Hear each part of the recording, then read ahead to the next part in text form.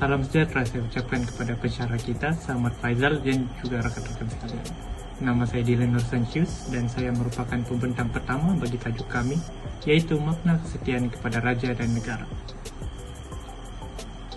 Kesetiaan kepada raja dan negara merupakan salah satu daripada 5 prinsip rukun negara.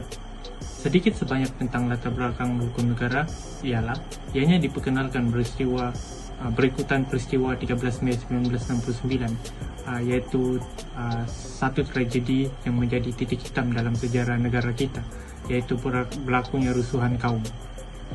Rukun negara ini kemudian telah diisytiharkan oleh Yang di-Pertuan Agong yang keempat pada 31 Ogos 1970, sempena ulang tahun kemerdekaan yang ke-13. Setiap warga negara Malaysia mestilah menjadikan rukun negara sebagai teras dan landasan hidup masyarakat.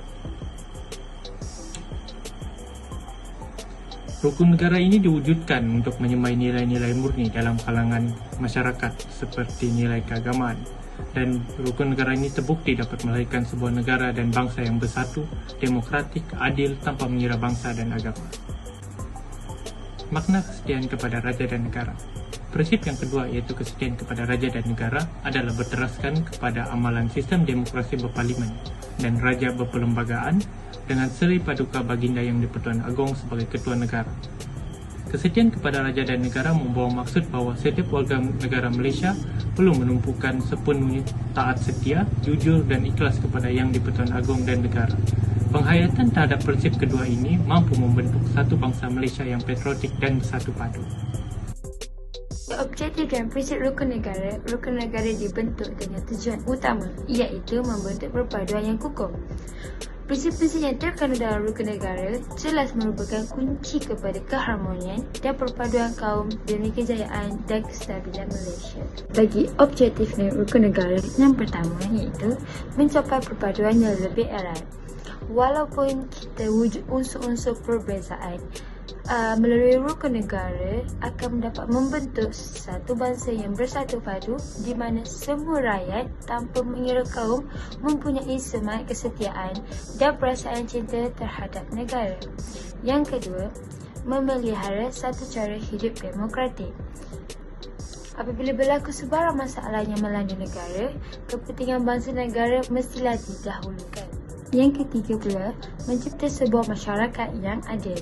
Bagi mencapai tujuan ini, pihak yang lemah akan dibantu supaya mereka mempunyai peluang yang sama untuk bersaing dengan pihak yang lain yang lebih maju. Yang keempat, membentuk satu sikap yang liberal. Walaupun ada perbezaan, semua anggota masyarakat hendaklah bercita-cita untuk mewujudkan satu masyarakat di mana keadaan berlainan kebudayaan itu boleh menguntungkan dan menjadi sumber kekuatan kepada bangsa dan negara. Objektif yang kelima ialah membina sebuah masyarakat yang progresif. Masyarakat yang progresif yang hendak diwujudkan merupakan satu masyarakat yang bergerak maju sejajar dengan kemajuan sains dan teknologi yang akhirnya akan menjadikan Malaysia sebuah negara yang maju sebagaimana Matlamat Wawasan 2020. Slide saya yang seterusnya ialah 5 prinsip rukun negara. Saya tahu semua orang dah biasa dengan 5 prinsip ni. Kita tahu di sekolah, di luar dan di mana saja. 5 prinsip iaitu kepercayaan kepada Tuhan, kesetiaan kepada raja dan negara, keluaran perlembagaan, kedaulatan undang-undang, kesopanan dan kesusilaan. Seterusnya ialah kesan positif dan negatif falsafah kesetiaan kepada raja dan negara. Kesan positif yang pertama adalah dapat membentuk satu bangsa Malaysia yang sayang ke negara, patriotik dan bersatu padu. Ianya hasil daripada kerjasama antara pemerintah dan rakyat yang berbilang kaum yang hidup secara penyatuan dan menjadikan Malaysia sebagai negara yang dipandang tinggi di serata dunia. Yang kedua ialah melahirkan masyarakat yang hidup secara toleransi dengan saling bantu-membantu.